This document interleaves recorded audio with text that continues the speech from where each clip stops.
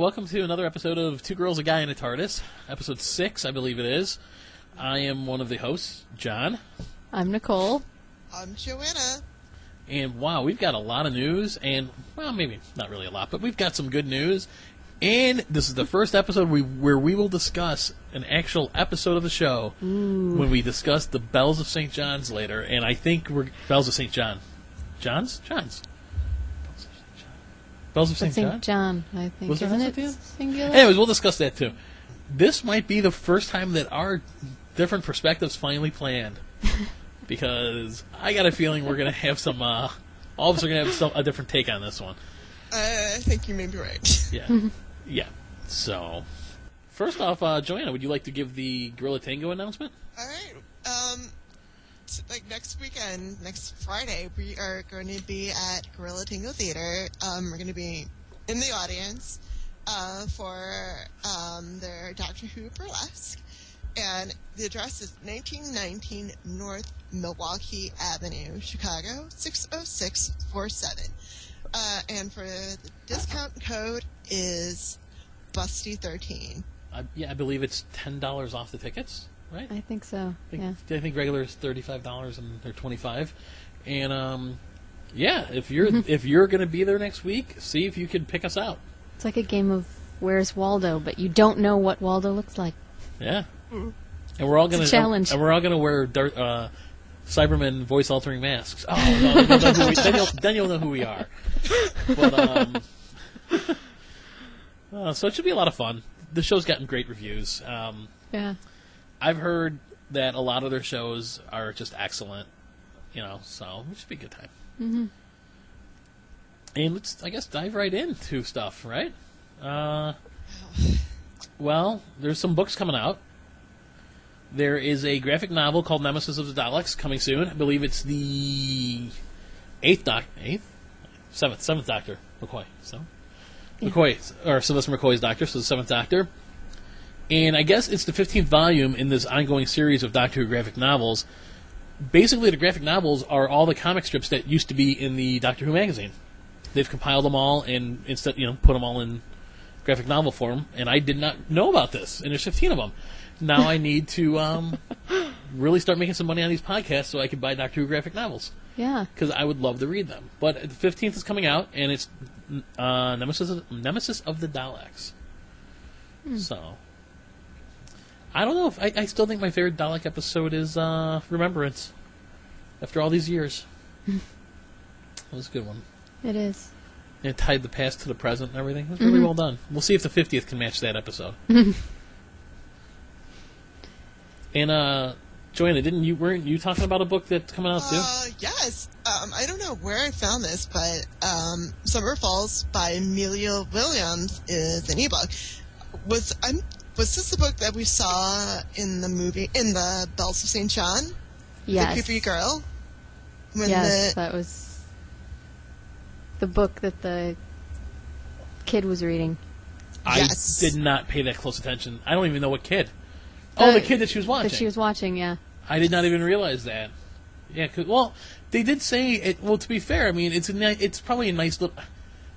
I'm not going to say it's a throwaway from Moffat, but it's a nice tie-in to the past because they do say that Amy becomes the writer in the last episode with them. Mm-hmm. So, but Summer Falls, and yeah, that is. Well, it's interesting. That ties into some of our news later on, too. Actually, go run with it. You found the news about that, too, so maybe you can tie the two together. Oh, which one? The possible title of the last episode. Oh! If you add River Song, and then there's another one. Well, there's two possible titles, right? And the other one is Name of the Doctor, so there's 2 possible titles. Well, now, if you tie it together with this book... Now, it seems like the River Song title is more probable. I'm thinking you're right. I'm also thinking that I'm also thinking that they're just going to throw away what happened like 4 years ago when the whole River Song Odyssey started, because shouldn't she be in the library? Yeah. Am I the only one that remembers things? She's in the computer in the library. Okay, as long as I'm not going nuts, which very well could be happening lately. I must be going nuts because I'm actually gonna try to dress up for tomorrow. I'm a Doctor Who fan, and I love people that cosplay and do a good job. Even if they don't do a good job, I give you guys all the credit in the world. Me, I've never really done it. And now tomorrow, I did pick kind of the easiest one, though, didn't I? Really? So It'll be easy. I'm always Jackie Taylor, so. Well, you had that vaguely Captain Jack-ish year. Oh, when the guy took your 2 years picture. ago at Chicago TARDIS. Yeah, and the funny thing was, I didn't wear that trench coat to be Captain Jack. I just wore the trench coat because it had big pockets and I like it, and I feel cool in it. And the guy at Chicago TARDIS was like, "Oh, can I get a picture of you two?" And I'm like, "Captain Jack and Amy Pond? Sure, why the hell not?" But I'm like, I really am not cosplay. Okay, yeah, go ahead. I never did see that picture anywhere. No. That guy probably photoshopped his face onto my body and was like thinking of him standing next to you. Anyways, My favorite was, and you, I think I was just walking on my own at that moment, when there was this very, very polite man who came up to me and asked for my picture, and he was just like, "Excuse me, Miss Pond, can I have a I'm like, wow, that is really formal. You're addressing me as the character I'm dressed as, but you wouldn't say Amy. No, Miss Pond." I was like, that is the most polite, formal approach to, can I take your picture? that's more polite than what happens in real life. And for a moment there, You've been it here was. so often now, I just kind of opened the door today and was like, "Yeah, come on in." Like, I can take your coat for you. No, it was so funny because I was like, okay, it's not that it was bad, but I was not expecting to be addressed as Miss Pond. Well, Miss Pond, Adorable. can you tell us what's in the book Summer Falls? I don't know. It's Because I in just my- found it. I'm like, Well, it wasn't, the book that Summer wrote. Wait, Summer? River? Actually, then, see, I don't understand how that would tie in. I screwed up. I was thinking Summer, like, Summer, I think I was thinking, like, Summer Glau from, but I am way off today. Because Summer Falls, how would that tie into the Funeral River song? Never mind. Well, River, Falls, right? I mean, Waterfall. Wow, I totally just botched that whole line. Man, I thought I had, it seems so solid. But, anyways, in other book news, there's a book by Andy Frankham Allen called Companions, 50 Years of Doctor Who Assistance, which I would love to read this. It has, it started in 1960, Doctor Who started in 1963, and this book provides readers with an in-depth account of each assistant and shows the impact they had on the Doctor. I'm actually surprised there was not a book about this before. that's kind of cool because each of the companions shaped the Doctor to how he is now, I would think. Well, I think there's always been an influence. You know what I find funny, too? I know this, and I think Nicole probably knows this, and Joanna, you probably don't, but they were never called companions until now. I know. Yeah, the new series is when they started calling them companions. They were always just assistants.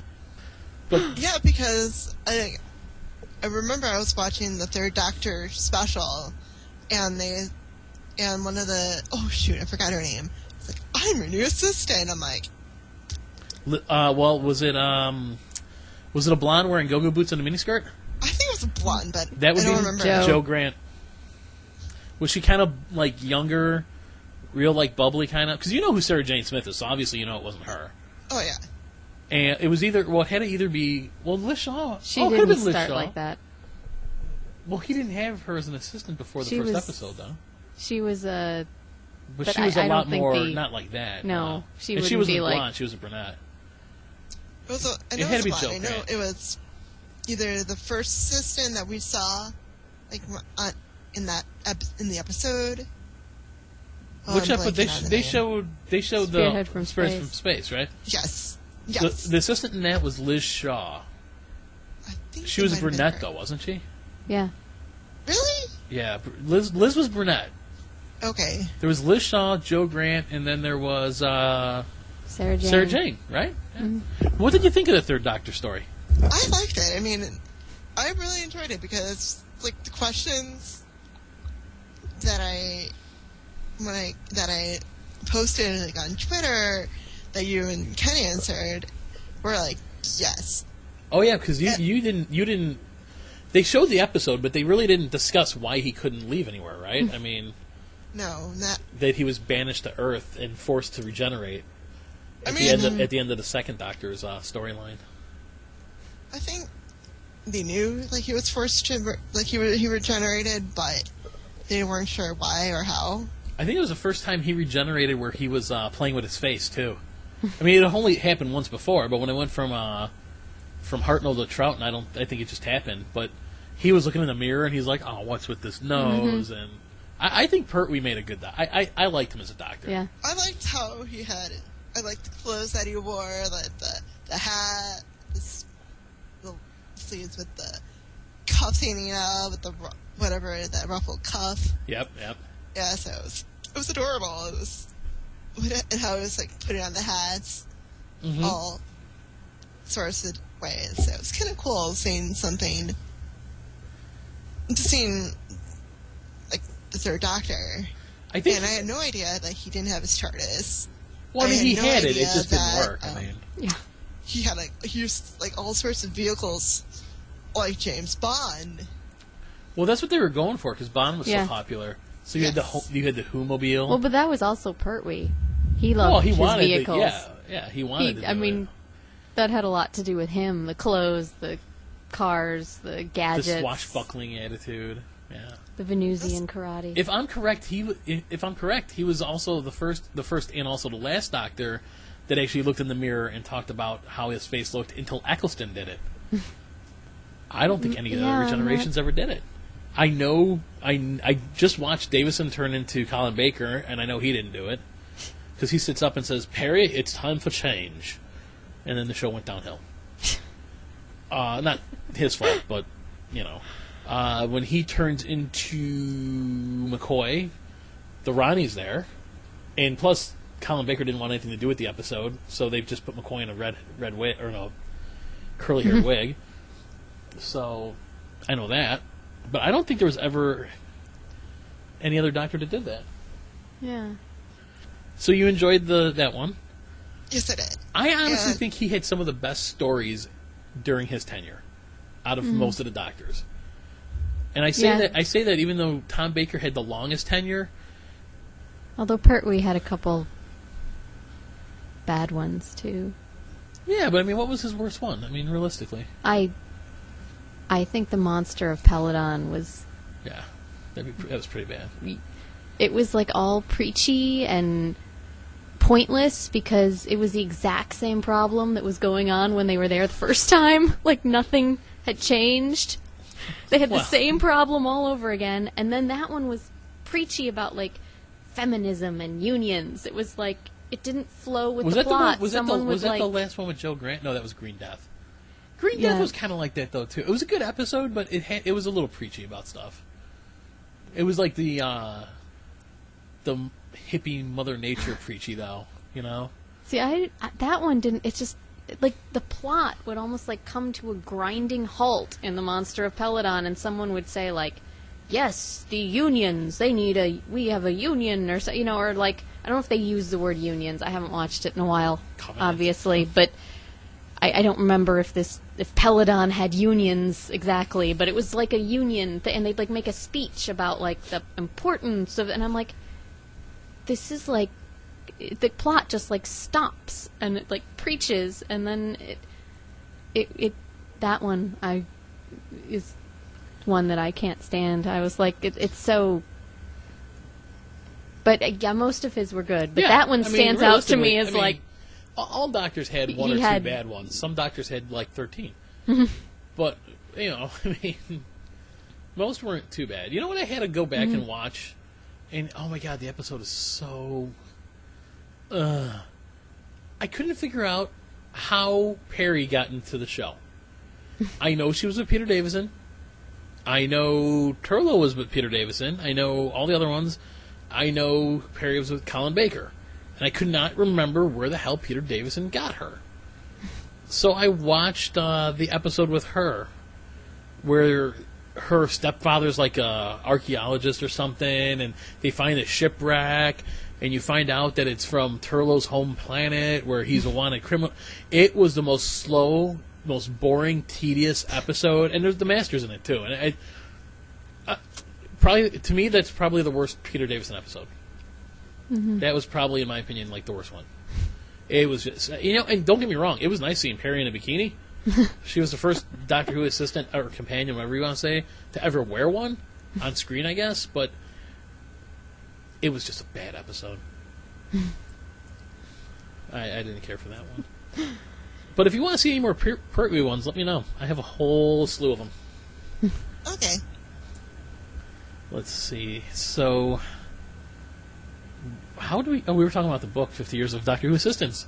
Mm-hmm. Have you guys either read Chicks Dig Time Lords? I have not. I've heard of it, though. It's very good. Yeah, I keep meaning to, and I... Pick it up, read it. It's well worth it. I'll wait for the movie. I know. I hear it's a great book. It is. Let's see. Also, in case you're looking for a career in television, BBC has announced that they are looking for the role of executive producer for Doctor Who. I'm thinking about applying. My complete lack of producing knowledge and skill could be a problem and a hindrance in living in the U.S. I'm sure not. But on the other hand, I had my own YouTube show for a while. Still do. Mm-hmm. Technically, I still do. It's on hiatus until I find time to actually record it. I think those are perfect qualifications right there. Well, yep. I mean, what does a producer really do? I mean, the writer's right, the director's, the producers, the writer's right, the directors tell people where to go. What does, and you also write the checks. There you go. I'd write the checks. I'd be like, no, you're putting in a better. I will not sign it. But yeah, I was. I like that you would be treating the cast like naughty children or something. No allowance for you this week unless you shape up here. No, Richard E. Grant, you will not be in another episode unless you do better. People who listen to this podcast in reverse will get that joke.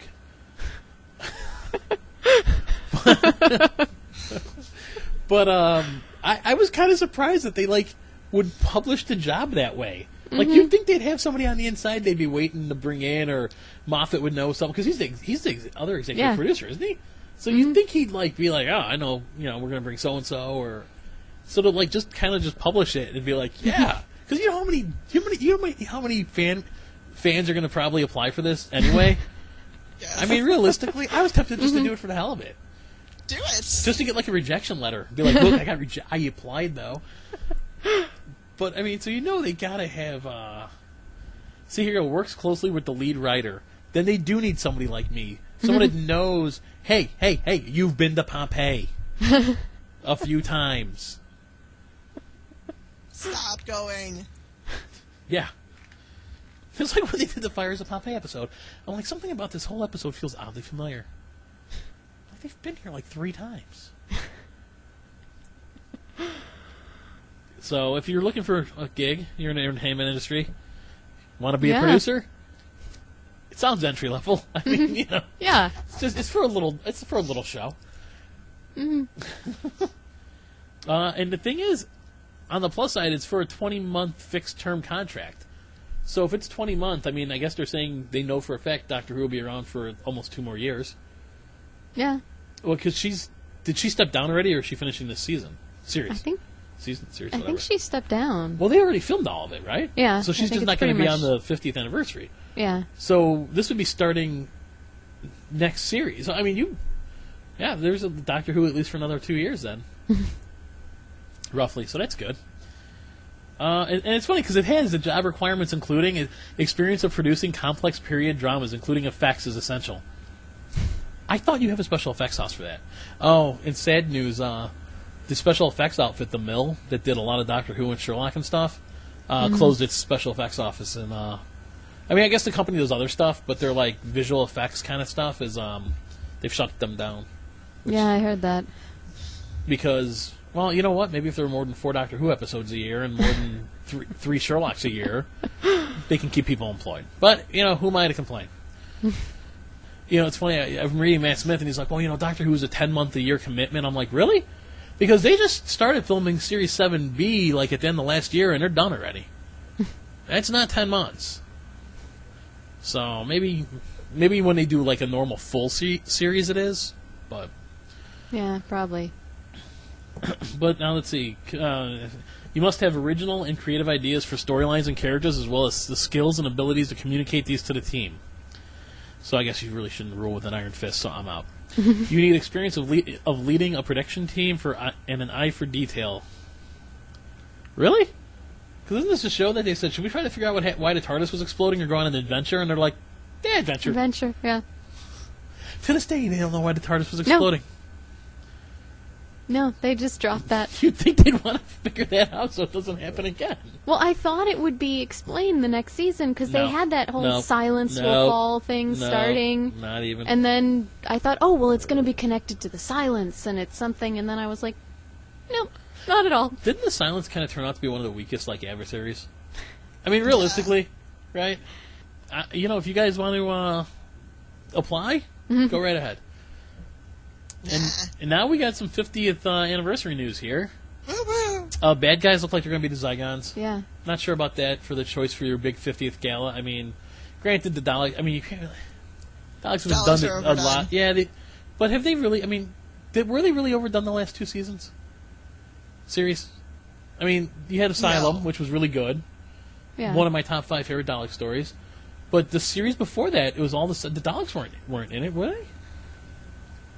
Right, because you had the Silence, you had all the other ones. No, they weren't, yeah. And the series before that... It was Victory of the Daleks. Which was kind of a weaker episode, not real good. So, I mean, really, that's why I thought they'd be using them. Because it's like, okay, we had Asylum, and then they haven't had any Dalek stories since Victory.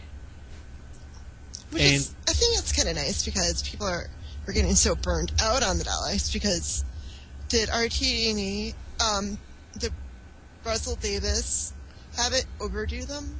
I think the first series with Eccleston, I mean, you had 3 Dalek episodes. He had always, at every ending, the Daleks came into town almost. Well, no, because, the ending with Eccleston, you had the Daleks, right? And then Doomsday? Well, yeah, but was that Tennant's Daleks first? and Cybermen. That wasn't Tennant's first series, though. Yeah. Was it the first series with Doomsday? No. The third one he didn't because it was the Master. Right, the third one was the Master. The fourth one was the fourth one was Davros and the Daleks again. But that was awesome. Having Davros back was pretty awesome. I like that. That was good. And the guy that played him sounded just like the other guy too. Mm-hmm. But I mean, still, it's been a while. That's kind of why there was so much speculation that you would have seen the Dalek episode. Because I mean, Asylum was a good episode. I mean, I really enjoyed that one. Mm-hmm. And I kind of figured, all right, you're resting him, so let's have it. Let's get it on. Let's do it. Mm-hmm. But no. Yeah. And you got to admit, overdone or not, when something's going on in an episode and you see them turn the corner or you hear that voice, you're like, oh, yes, but oh yeah, what the hell? I can't. No, Daleks Take Manhattan was horrible. That was probably the worst ever Dalek episode. And with those pigs, people turn into pigs or whatever. Oh yeah, but then they did that with the other. They did that with the other episode where they had Dr. Toshiko Soto or whatever that ended up on Torchwood. Remember, they had that pig hybrid that they made to look like an alien with the spaceship crashes in London. Yeah. Yeah, the nuclear power plant or whatever was going to blow up, or whatever. Not nuclear power, but the power plant was supposed to blow up. Yeah. I thought that was Doomsday. No. What was that called? That was called something like that. Wow, that was a long time ago. Anyways, so also so far there's no word on any other past Doctors. We know Tennant's in it now. There's some great shots of him and Matt Smith holding script and stuff. We know Billy Piper's in it. And we know Eccleston isn't. Well, do we? Do we really know that they're not? BBC, do we know they're telling the truth, though? So do we really know? We assume he's not. But besides saying he's not in it, they made this point of, he turned it down. Yeah, I know. that he talked to. I mean, if he's in it, they're painting him I up know, as such a bad. I'm just saying that. Well, no, because they were very complimentary in the way they said he turned it down. Though he said he considered it, he read it, and he didn't think it would be, or he considered it, but he didn't think there'd be an appropriate way to bring him in. Is what I think the official line was. But I'm just saying what other people are thinking is they could just be saying it. I don't think he's in it. I don't think he's in it. When I was thinking of, when I say alum, there's allegedly no one's been talked to from the classic series. And, it's your 50th anniversary episode, not your 10th. Mm-hmm. You should probably find a way to tie, even like Sylvester McCoy said, bring him in as a cameo appearance for like a different character, just so people could see them and go, oh, they did it. They brought him in. Because you're supposed to celebrate 50 years of the show, not the last 10. And I mean, there's probably not going to be, well, there could be, but you aren't going to have that many more anniversaries where you have all the living doctors at the moment. I mean, Tom Baker's 78. You won't have the classic ones. That's the thing. So it seems like this would be the chance to get them in there before they're... And again, Sylvester McCoy saying that also, do you believe, I mean, is he telling the truth or not? We don't know. But allegedly, no one has been talked about. I would love to have seen Paul McGann. Yeah. I didn't really care for that episode that he was in, the one-off, too much. I didn't think it was as bad as most people did, but I didn't think it was anything special. But I have a soft spot for the guy because he was a doctor, And I read a lot of the books, those books when they came out, the Eighth Doctor books, because that was all there was. Yeah. And I think he could have had a good run. I mean, I was kind of surprised they didn't ask him to take the role when they brought the show back. Mm-hmm. I don't know. I mean, Tom Baker, even if you just heard his voice for some reason, I think people would really love the, just a little tie-in. So we'll have to see what happens. I mean, I don't know. I mean, Stephen Moffat, you could see in that. Well, when we were talking last time about the stuff in Entertainment Weekly, Stephen Moffat said something about his. I think it came from that or something I read with Stephen Moffat. He said he didn't want to bring back like classic villains anymore because the show no longer needed to show that it was connected to the past version. It's been established. They don't need to do that. Because I think he was talking about bringing back the Ice Warriors. He wasn't, looking to do it, but then they came up with the idea. And then I'm like, so he says that. And says the man who brings back the the Great Intelligence and the Zygons. And the Ice Warriors. All in well, I mean, matter of, 4 episodes. There's got to be... You have to misdirect people. You can't let everybody know exactly what you're doing. I mean, period. Mm-hmm. So, who knows? No one... you only can go by what we hear people see on set. And it's not like people don't know where they're filming. And people have seen Matt Smith and David Tennant. So we'll see. Also, Joanna Page was cast in the special, so... Yeah, she seems to be... I think rumors are she's like a queen of some kind. How do I not remember who she is? She was in Gavin and Stacey. That's right. Mm-hmm. Okay, gotcha. Yeah, okay, now I remember. Gotcha. Yeah, they had pictures of her in, big, fancy dress. So is this going to be like a period piece in the past? It looks like at least something is in the past. Sorry. It doesn't mean the whole thing's set there. Yeah. We have a machine that travels in space and time. Where should we go? Let's go to Victorian England because the BBC has all the clothing for it already. Well, rumors are it's Elizabethan. I sound like an asshole today, don't I? I try not to swear on this show, and I usually cut out when we do. I'm keeping that in because I really do feel like I've acted like a jack-off. Oh, I'm tired. Oh, you know what, though?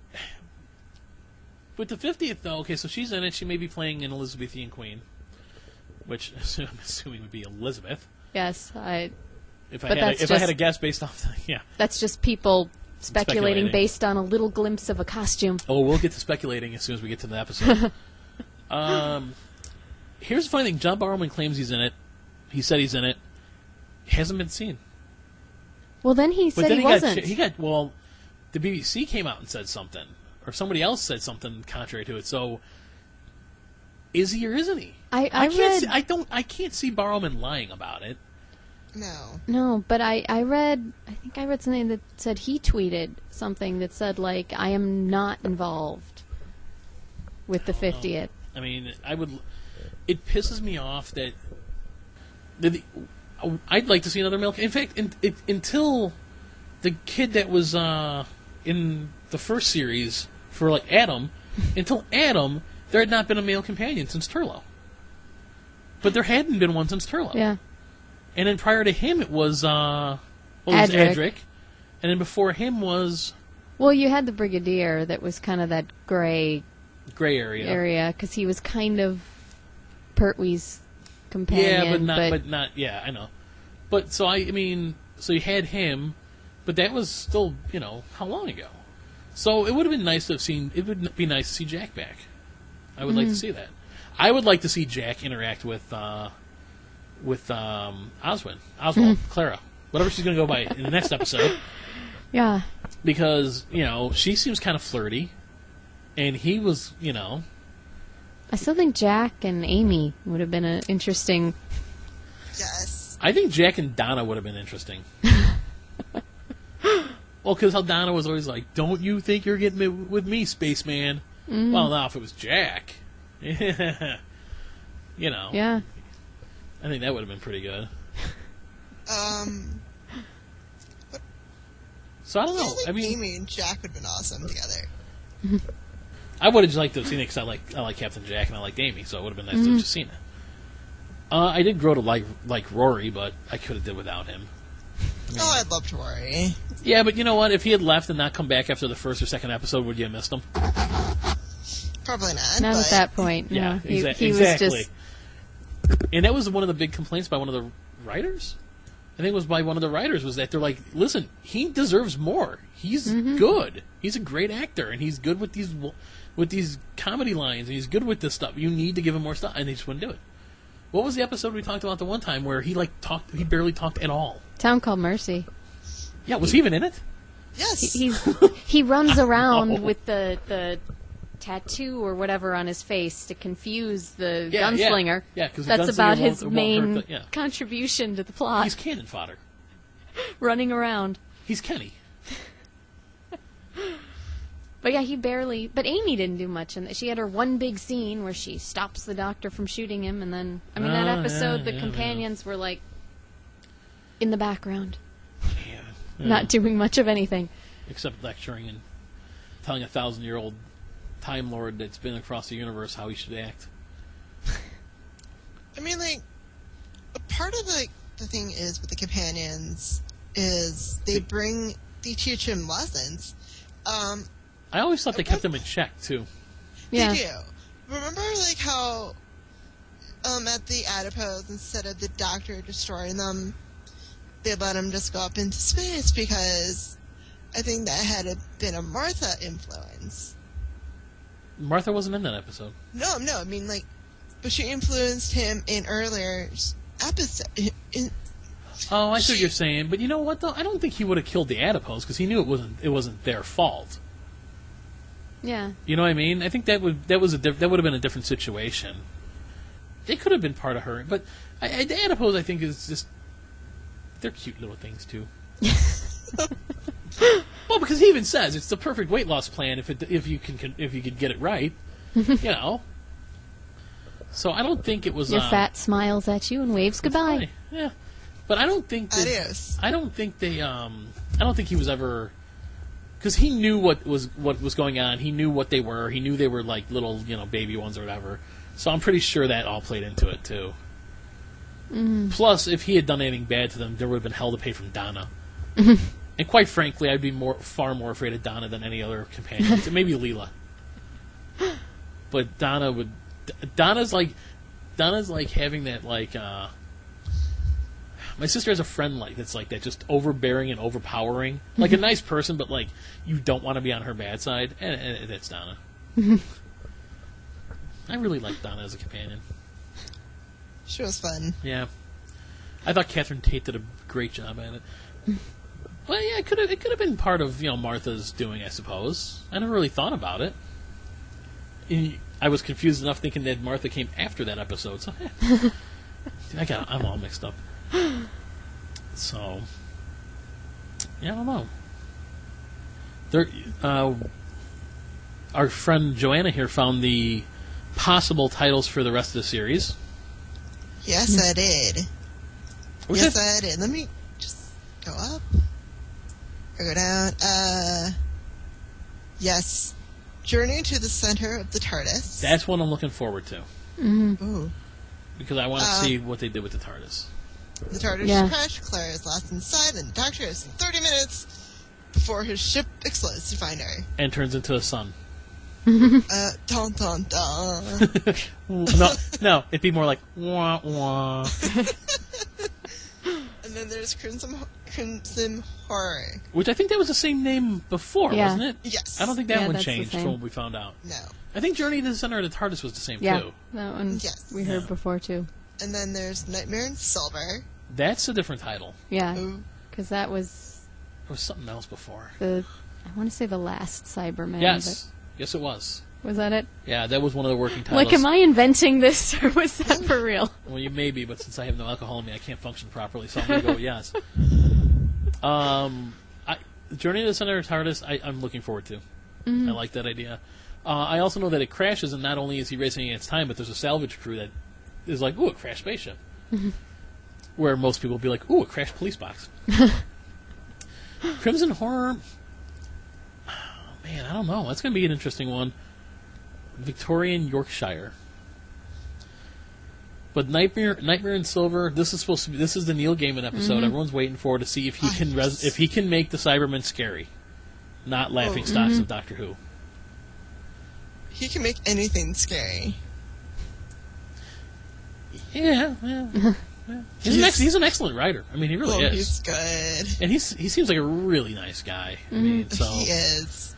I heard him speak a few years back, and oh my gosh, he is such a storyteller.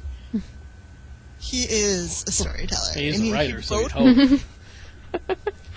He was like the storyteller. It's like he was like good and inviting and engaging. It's like yes. So that's cool. And then there's Name of the Doctor, which is the rumor title, or The Funeral of River Song, which is another rumor title. So we don't know. Do you think this episode is going to tie into the 50th, or do you think the Series 7B is going to have its own story arc and be done? It sounds like it could if based the off Doctor's the friends are being taken. I'm like that. They could take anyone. They could go and take, Amy and Rory. Or they could go back and take, like, Jamie. I mean, they could tie into the 50th, have, like, an old friend taken. There's lots of ways they could go with that. Not that they will. Well, I mean, it says, leading him towards the one place in all of time and space he should never go. Now, what do you guys think that could mean? I mean, Scarro's back, so is it feasible that after the 19th galactic reset on the show, that Gallifrey is back, and maybe it's like the Forbidden Zone? Remember, no one's supposed to go to the Forbidden Zone, and last time people were kidnapping his friends, and where were they putting them? Yeah. Right, in the Fifth Doctor, the anniversary episode, right? Yeah, so it could be Gallifrey, or it could be like, or it could lead into the 50th and be like he's going into his past. He's not supposed to travel in his own timeline. That's how he meets Matt Smith. Or, Matt Smith.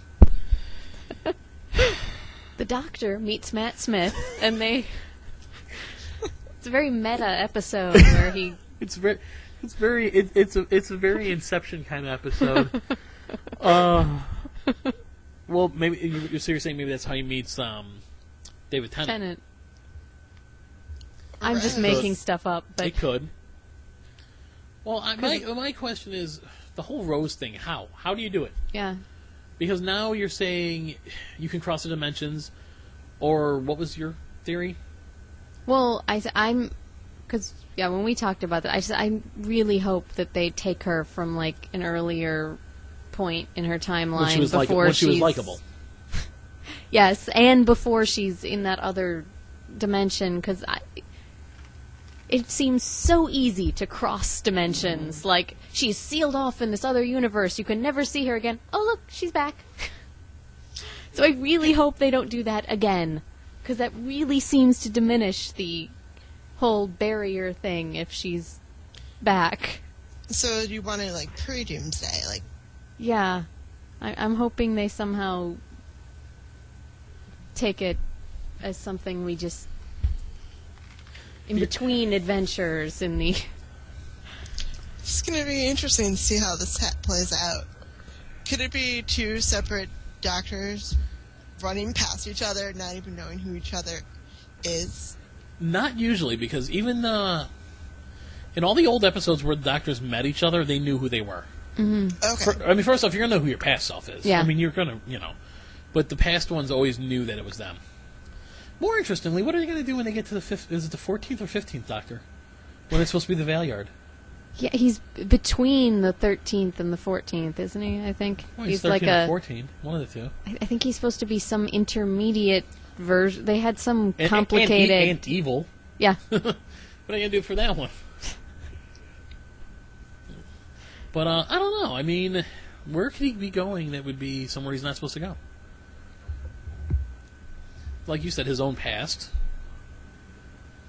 How many times has he been in the Renaissance or in the Middle Ages or where they had Queen Elizabeth? You're talking about BBC. Well, I mean, they love period pieces. They've done a lot of those. Well, I think people are speculating about that because remember in Shakespeare Code, Well, Elizabeth comes in. Are you talking about for the 50th, or are you talking about this episode? I'm talking about the 50th because in this one, I don't know. I'm just confusing myself. They did say in There's Shakespeare Code, speculation. Yeah, I know. Elizabeth was upset at him. I know. So there was some experience she had with David Tennant that we didn't see. Yeah, okay, yeah, because she recognized him, Yeah. so she had... Well, to be fair, it could have been any... Well, would it had been him or a past one? Din and immediately seemed to recognize him. So That's true. Remember, I don't think you're going to see... I don't know if they're going to really... he was it was an episode with Rose where they go, where Torchwood at the end is started because of something that Because of happened him. with the Doctor. Because him and Rose came to the planet and saved them from the werewolf. Yes. that was Victoria. Tooth and Claw. That was Queen Victoria. Tooth and Claw? yeah. I love that episode. I think that was one of the best on-screen werewolves I've ever seen. It was from a TV show. It looked as good as a movie. I think that might have been by the company that just shut down. That might have been them that did the special effects on that. I thought that looked spectacular. I love that one. That was a good one. I don't get the monks. I didn't really get why they were there. The ninja monks. But okay. It was a good episode. But that was Victoria. Yeah, she started Torchwood. But yeah, people it's not are far away. It's only 1, 2, 3, 4, 5 weeks away. We'll know for sure. We'll know soon. And they're still speculating the 50th is only an hour. But who knows what they're going to do? I mean, why would you give David Tennant 4 hour-and-a-half long specials or whatever, or hour-long specials, and then for your big gala 50th, it's like, here's an hour. I would think it's got to be at least like a 2-part, like the End of Time was. Yeah, that's what I'm thinking. Except better, because we know how I feel about the End of Time. She adores that episode. I know. We were talking about books earlier, and we've been talking about Classic Who. There's a book that is coming out that was written. I don't remember the name of the author, but I heard him on. I heard him interviewed on Radio Free Skaro, and he wrote a book about John Nathan Turner, the former executive producer of Doctor Who, through Baker Davison, and I think till the end of it, wasn't he? Really? I think pretty much. And how he was this larger-than-life character in all this. Well, apparently, some of his more adult exploits are also in the book. And I guess there's now all this controversy, and the BBC is investigating things that were in the book, because in the 80s, apparently, if you were gay in England, your age of consent was 21, where a straight person's was 18. And allegedly, John Nathan Turner had a thing for 18 and 19-year-old men, which made them underage. So now this guy wrote about it in this book, and now this thing is like blown up, like pretty big time, because it's like now 30 years later, now it's a scandal. First off, why was the age of consent different depending if you were gay or straight? Yeah. What the hell does that have any bearing on it for? Mm. Second off, John Nathan Turner died 12 years ago. So what the hell are you going to do if you find... I mean, what are you going to do? The BBC basically destroyed the guy's career, kind of destroyed the careers of most people involved in Doctor Who in the 80s. Mm-hmm. I mean, what are you going to do investigating it? Why are you wasting the time and money now? So, but the book sounds like it was going to be interesting and have a lot of, like, a lot of behind-the-scenes reasons, like, things didn't go the way they should have. Mm-hmm. Like, I guess at one point, like, him and Eric Seward, who was one of the writers, like the head writer or whatever, I guess at one point they were so bitter towards each other that they did not even meet. They would just send letters back and forth of what to do. So, I mean, it'd be an interesting read. Yeah. But yeah, it stirred up all this hornet's nest of controversy, and it's like, it's been 30 years. Mm-hmm. Yeah, I mean, what do you... Yeah. Oh, because he said that their exploits were so bad, John Nathan Turner and this other guy, that they would not be acceptable today, what they were doing. And in today's world, if it was today's world, they probably wouldn't have done them. Because it would have, they would have known it was so wrong. And it's like, wow, the hell did these guys do? But yeah, I was kind of surprised it stirred up all this controversy. I'm like, it's not like a big name, it's not like a huge published book that's, it's a niche market. It's Doctor Who. It's sci-fi. It's not like, a New York Times bestseller. And it's not even out yet. So I'm curious as to what's going to happen with, like, the investigations. I was like, what are you going to find? What are you going to do? But anyways, so that's our... Any other news? Not that I know of. The Scandal. Well, it's actually the name of the book. I believe the book was The Scandalous... The Life and... Wait. The Life and Scandalous Times of JNT. Or something to that effect. Mm-hmm. So it's like, wow. Nice job titling it, though. I'll give them that. So, that's our news segment. You know the news, right? Well, I don't think so. I think we covered it all. I think we got it all. Excellent. Now we get to the fun part of the episode. Spoilers! Yeah, now we're going to talk about... So now we're going to talk about the first seventh... I don't even know what episode they're calling it.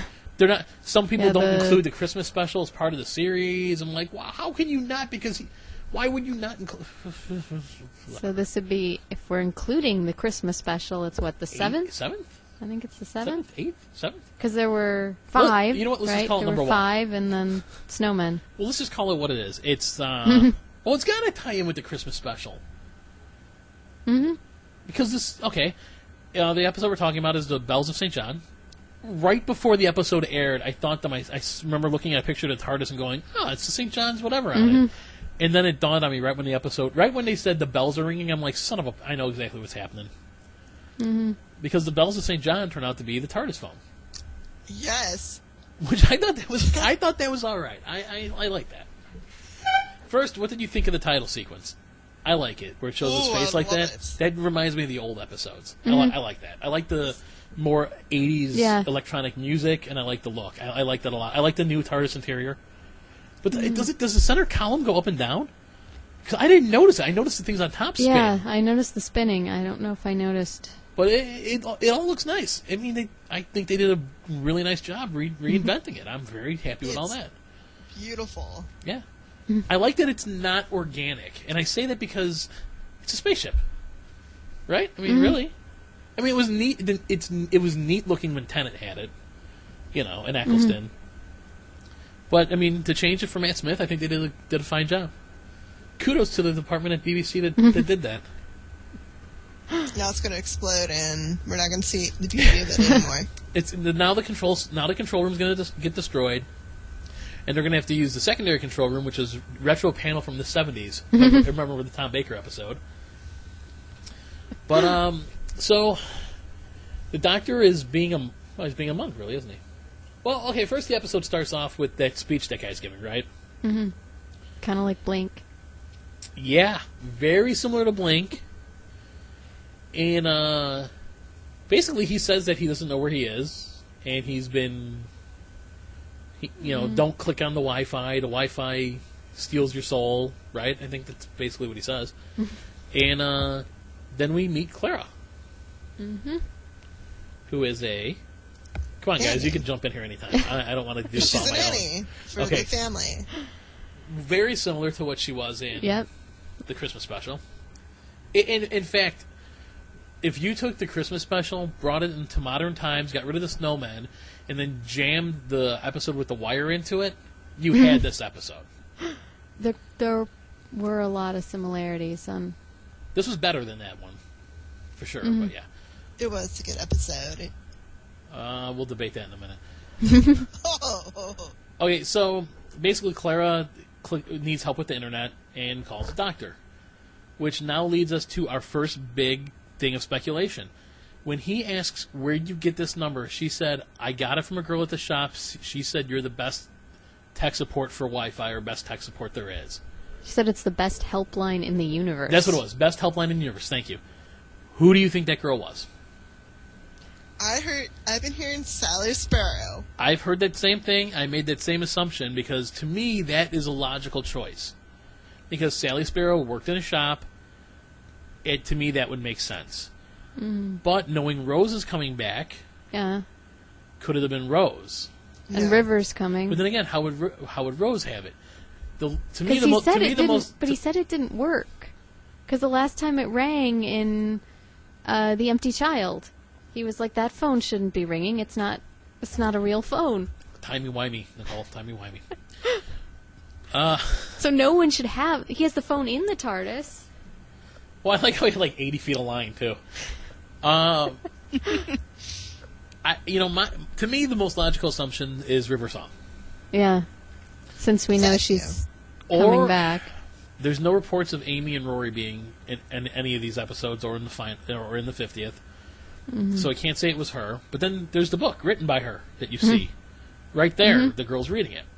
So the boy, I think, was it the boy? Yeah. Was the boy reading it? Oh, yeah, it was the boy, because he goes off to school. And So, to me, I'm logically it would be River Song. I could see it being Sally Sparrow. I kind of hope it would be. I'd love to see the TARDIS have more than one companion again also. So could be someone we haven't met yet. Why? Oh. But it's got to be somebody from his past, somebody that knows him. Unless you've got that timey-wimey... Well, now, okay, the plot of this one revolves around the Spoonheads, which aren't really the main villains. And they only call it the Spoonhead once. I was so glad that was not the actual name of an alien race. Why is it when the thing starts to turn his head, everyone stops and doesn't run? They're not paralyzed. It's not doing anything to them. They just all stand there. Oh, it sounds like a robot. What's it doing? No, no, no! Then it starts doing something. Yeah.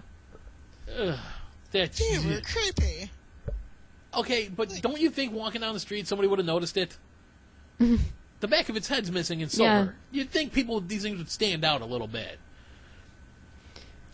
I did think the episode had some merit. It was kind of neat. For the series opener, no. I still think the best episode of this whole series has been Asylum. Yeah. That was. I think it's been a sliding scale going downhill since, with a few upswings. This was one of those upswings. It was a good episode. Mm-hmm. I thought the acting was well done. I thought the direction was good. I like how, basically we find out the great intelligence is behind it all. Mm-hmm.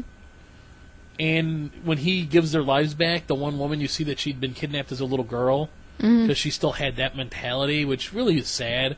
Mm-hmm. Unit makes an appearance again. Oh, boy. And what I love is when everyone's like, why are they so paramilitary now? I'm like, I don't know, maybe because, when they're getting ray gun shot at them and shit, they want armor. Well, they were always They were a military organization from the beginning. Yeah. But in the unit days, they didn't wear helmets and stuff. And it's amazing not more of them got killed. Oh, those... So, but as episodes go, I mean, the music playing when he was riding the motorcycle with Clara was just hideously bad. that whatever pop song that was, whatever artist performed that should be banned from the radio. It was a very fun episode that had nothing happen. How's that? Yeah. Like, if you really think back to the whole plot and everything, the plot could have had a lot of depth, but there was really nothing there. Well, it's an episode that, to give it any meaning, there has to be something about it in the future. Because they don't explain, like, well, the great why... intelligence is there. But so Which is I nice keep to see thinking Richard E. maybe Grant they being will... used a little. Yeah. They might explain it somewhere down the line. But in this episode, they don't even bother to explain what was he doing with the people. He seemed to have a plan. He seemed to know the doctor was going to come. He knew now, they might need... It's funny you mention all that, because there was a scene in that where they go after Clara, and they say how badly they want her, even though she doesn't have the skill. Remember? Mm-hmm. They're like, no, we want this girl. So there's got to be something with Clara. I think if it's not Sally Sparrow, if it's not River Song, if it's not Billy Piper, or Rose Tyler, it could have just been a girl at a store that she was at that the Great Intelligence was controlling that said, call this number. How he got it, who knows. But I can't say I really loved it. I'd give it a 7 out of 10. Yeah, I liked it, I would but I watch it didn't. again. It's better than The Power of 3. Yeah. Staring at a blank screen is better than The Power of 3, in my opinion. But Oh. Do you notice how many times now you and I, we have our episodes that we hold up as the gold standard of why did you do this? Yeah, no, I hear you. Joanna doesn't seem to have one. No. I don't have one yet. Really? No. Okay, let's think back through some of... Daleks Take Manhattan. Oh, God, I hated that one. Yeah, I hated that one. Power of 3. I like that one. I like the Power of 3 better than the Daleks Take Manhattan. Well, yeah. Okay, I give you that. I can say completely honestly, the first series, I don't think there was one episode I didn't like. There were a couple that weren't so great, but nothing I didn't really like. Like, I love first off, I like science fiction, not Victorian times. So the fact that you were on Satellite, was it Satellite 5? Yeah. And all that, and, you know, it's funny how they have more funding now, but they do less, like, science fiction than they did back then. But with the money they had, they did a great job. Like, all those Eccleston episodes and the satellites and all that, the space station stuff, look good. But I can't think of one of those that I won't watch. Yeah, I don't... the Slitheen weren't exactly my favorite alien race, but... I would say that was probably the worst special effect one, too. I mean... But overall, I would give that entire first season 8.5 out of 10, maybe 9 out of 10 even. I think the only one that drags it down is the two-parter you talked about. Mm-hmm. The second series, I think, was better than the first almost. I can't think of anything from the second series I didn't like. New Earth was good. That has Love and Monsters. I didn't like that one. That one could have been okay. It's just the ending. And then you learn that monster was created by a child who won a contest. Oh, in real life? Absorbaloff. That was. Is that how they? Okay, so Love and Monsters was not good. And then Series 3 had the one with the wire, I think, right? No, that was the 2. So there's 2 in there I didn't like. Was that 2? Yeah. That's a damn shame. I think Love and Monsters and The Wire were in the same back. part of the season. I think so, because I remember. But they were around the Satan pit. Ooh, I like that one. Am I the only one that likes the what was the one below the Beast Below or whatever? Wasn't that one? No, that's the Moffat. The one the Impossible Planet and the Satan pit. Hang on, right. The one with like the devil. Yeah, I'm working on it. Okay, Unquiet Dead might have been one I wasn't too happy.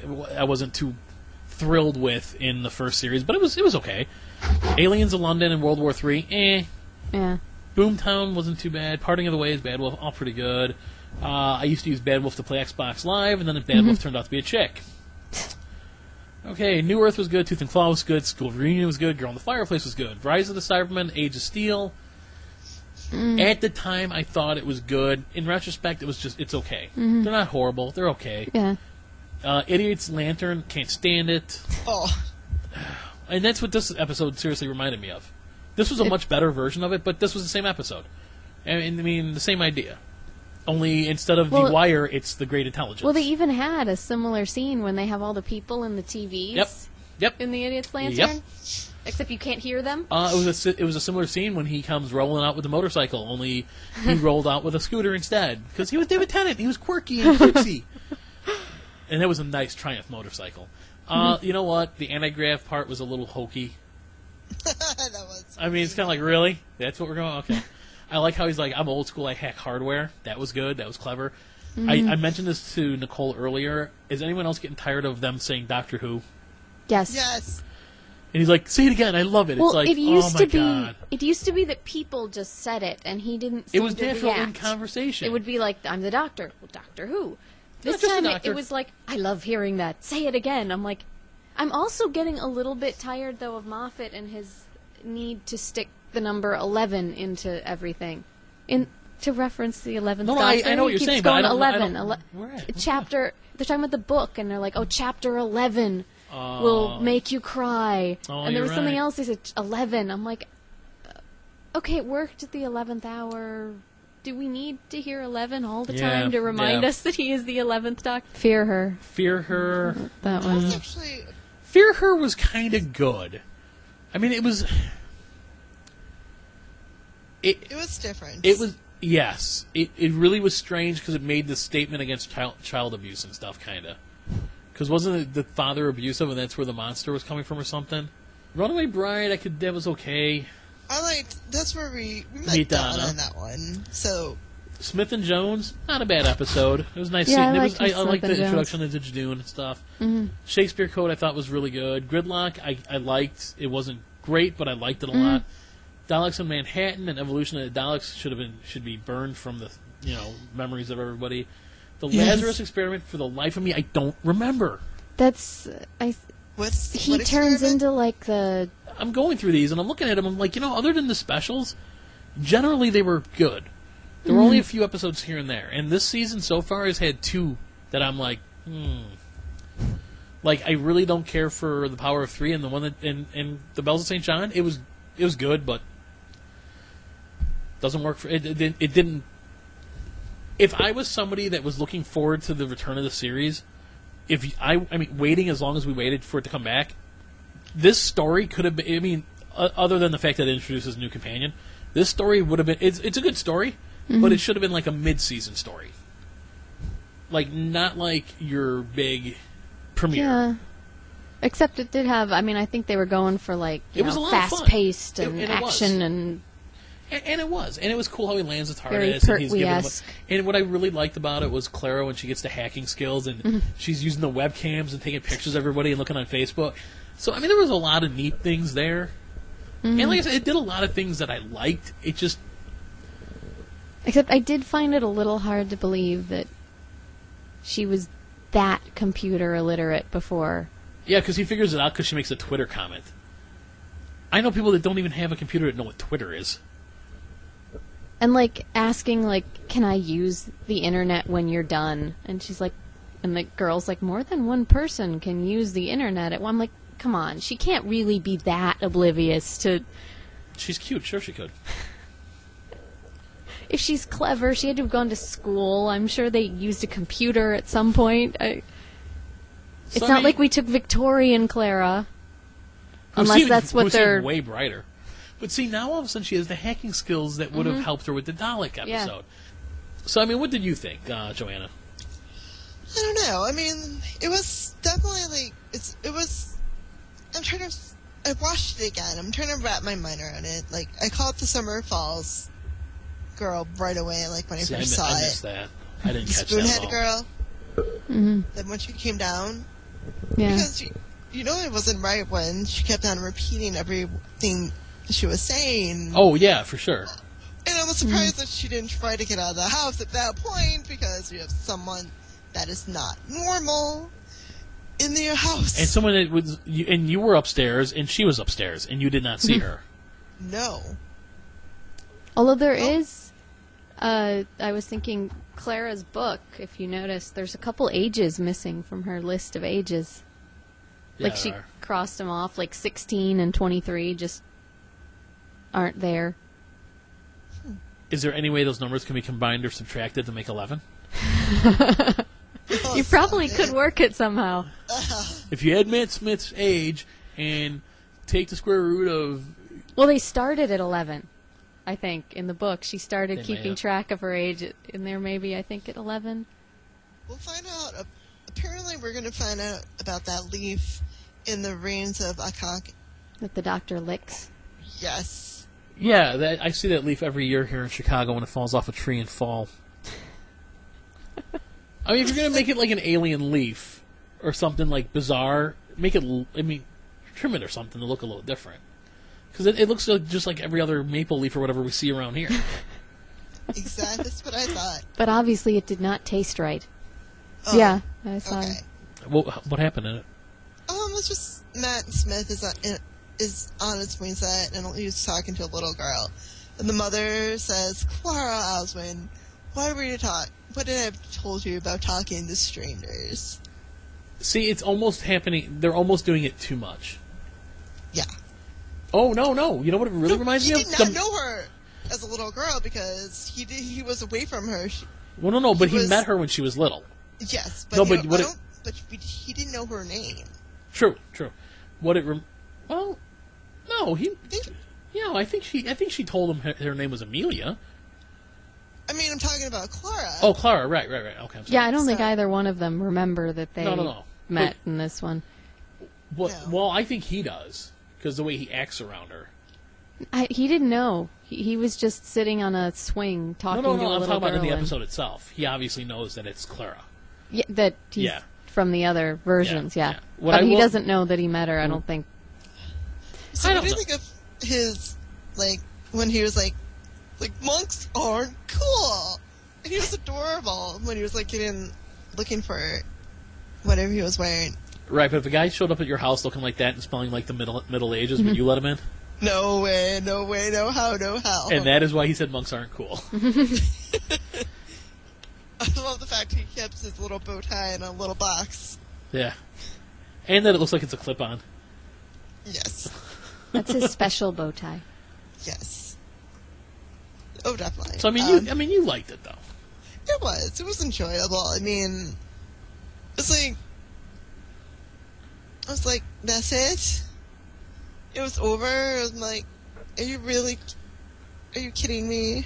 Well, that's kind of how I was. It ended, and I was kind of like, there were parts of it I thought were really cool, and then I thought about it, and I'm like, not much really happened. No. Well, It- it's I love totally... how they had the plane scene. Yeah, that was cool. That was really, that was well done. That was cool. But it's totally an episode that I said it needs further explanation at some point. Which I'm sure it will get. Yeah. I'm not always convinced that he's really going to Well, I'm sure this is all going tie to up all his...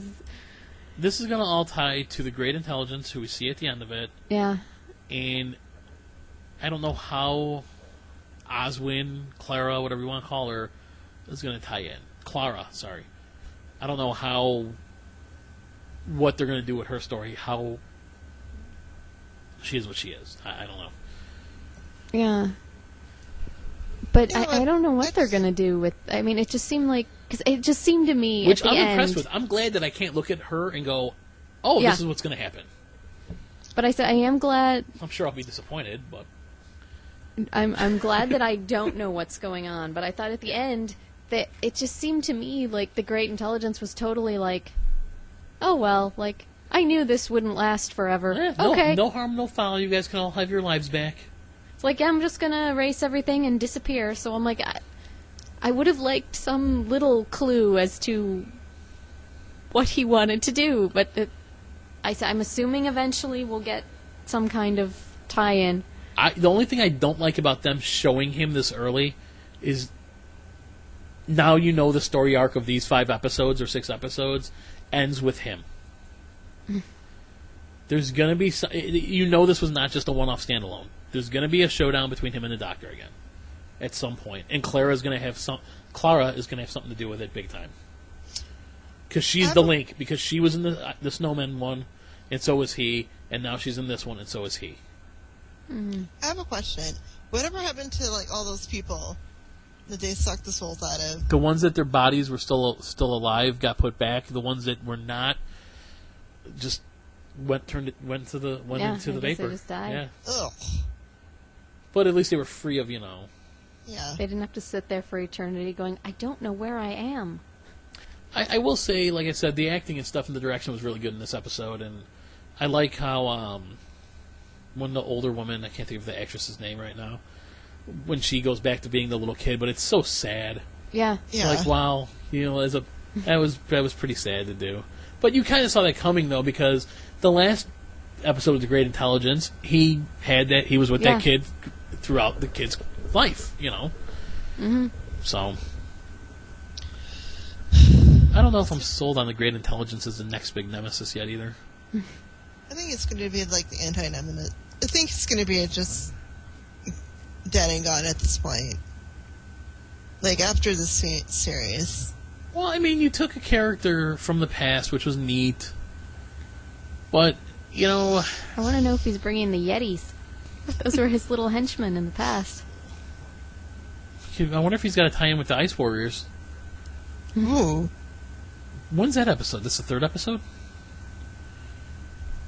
Because next week is, or tomorrow is, Rings of Rings Cotton. of Cotton. Yes. And then we have some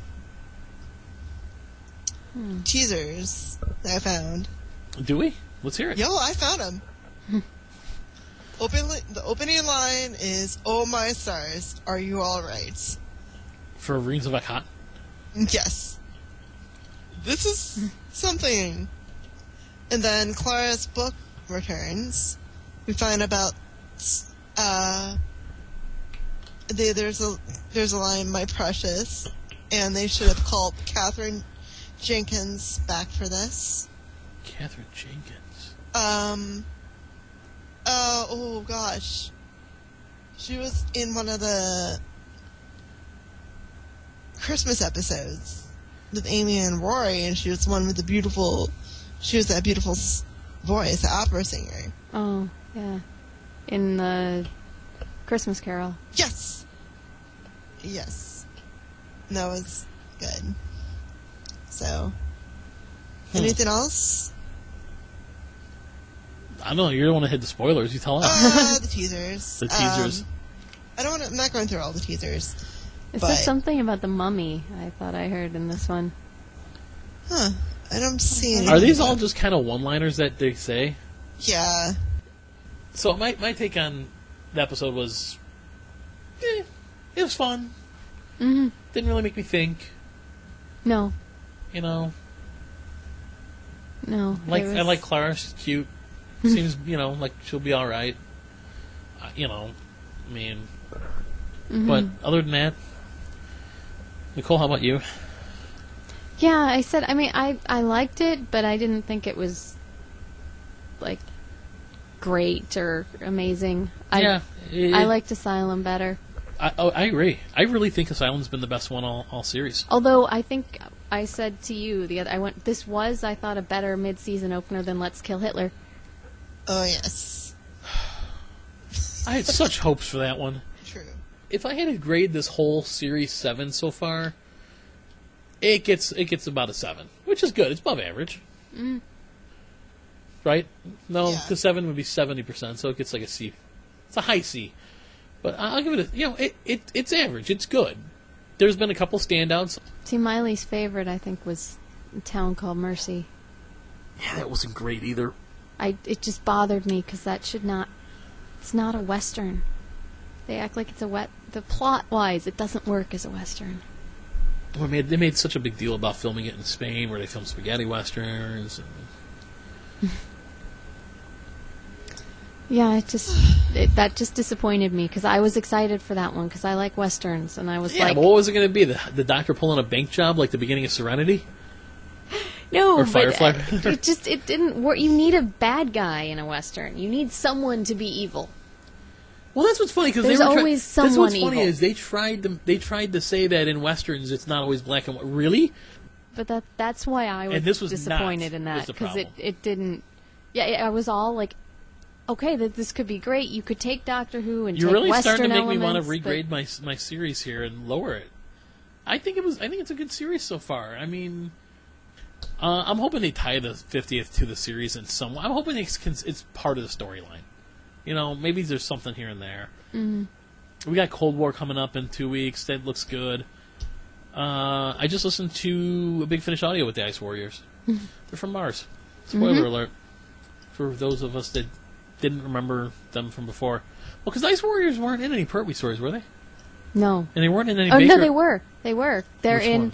They're in the Curse and the Monster of Peladon. Oh, that's right. Just one, like as a delegate. They're not evil now. Well, they weren't evil in this story either. Hyde's coming up still. Actually, no, Hyde... Wait a minute. Journey to Center of TARDIS, Crimson Horror, Nightmare on Silver... Okay, yeah, that's right. It looks like it's shaping up to be... It's been a good series. But it's... I just don't... It seems like every episode's kind of a disjointed standalone almost. Like, you know, and I think they're doing that because of the 50th. It's like, you know, we don't want to start some big, huge epic right now and then jump into that and then, so... And stop it. Yeah. Because, like, you don't want to, like, people don't like it. I mean, like, stop at something like, what happened? Yeah, and you don't want the 50th anniversary special to be the series finale, kind of. Or season finale. You don't want to like tie up all your loose ends from your last 13 episodes in the 50th anniversary special. Yeah. So, no, I think it's been like I said, it's been good. Bells of St. John, it wasn't bad. I mean, I liked it. It was fun, but there wasn't a whole lot of substance for me in it. No. I really thought the three of us were going to differ a lot more on this one. I'm kind of surprised. When you guys were all kind of like, well, it was fun. I'm like, wow, okay. It was Doctor Who Overload this episode. Yes. The Pyramids of Mars is the next special. That's the Tom Baker one they're showing? Yes. Pyramids A lot of of friends are Mars. happy Just about watch this. that one. That's a good episode. It's A lot of Sarah people are Jane. Happy. Sarah Jane actually carries a rifle in that episode. So what do I need to know about the Fourth Doctor when I see this one? Fourth Doctor, those are good. They're good. I would not put him at the bottom of my list of doctors, but he's not my number one. No. So he's more towards the middle. Yeah, I'd say he's like my number 5. Okay. Horror of Thing Rock. Was that with him and Leela? Yeah. That's a very good episode. Yeah. So, I mean, there are That some was good. very good episodes. Like, I think my top 2 doctors are probably McCoy, followed by, how would I list them? Let's separate the classic from the new series. My number 1 favorite is Sylvester McCoy. I loved how McCoy played him. My next would probably be Pertwee, and then probably Tom Baker and Peter Davison are close, but I'd probably give the edge to Davison, in a sense. So Tom Baker would be my 4th favorite, and then... My favorite would be Pertwee. Okay. And my second favorite would be Troughton, I think. And then... third would be hard, because I like Hartnell, and I like McCoy. But yeah, Pyramids of Mars. Well, a lot of those... I mean, he really didn't have a lot of bad episodes in his first few years. Yeah, his first 3 or 4 years were pretty much solid. Yeah. He added a nice touch. He added nice touches here and there, but he's not my favorite. No. Okay. No, and I felt like I was being I disloyal. feel, yeah. Now, if I was going to rank the new Doctors, I'm not going to even put McGann on either list because it was a 1 episode. I hate saying it. I kind of think Tennant's my number 1 out of them. Yes. See, I'd go with Smith. It's tight. Oh. It's really close. No, it's really close for me though. Too, 'cause I really do like Matt Smith. I like him a lot because he reminds me of the old Doctors. Yeah. But Tennant was, I don't know. It's such a tight race He between made those it his two. own. You know what? I don't have a number 2. They're tied for first place, and third place is Chris Eccleston. See, I think I even liked Eccleston better than Tennant. I don't know. I can't agree with. I couldn't. I'd have to say no. I mean, it's fine that you do. I don't, So that's episode 6? 6. That's episode 6 of Two Girls, a Guy, and a TARDIS. Thanks for joining us. And remember, we'll be at the Gorilla Tango Theater next week on Friday to see the Doctor Who burlesque that they're doing. It's supposed to be excellent. If you're going, see if you can guess who we are. If not, see if their tickets available and take a look. Go check it out. And if you can't make it next week, they're open. I think they run through May. Mid-May. And mid-May, end of May, something like that. So, for discounted tickets, the code's Busty13. Anyways, thanks for joining us, and we'll talk to you later.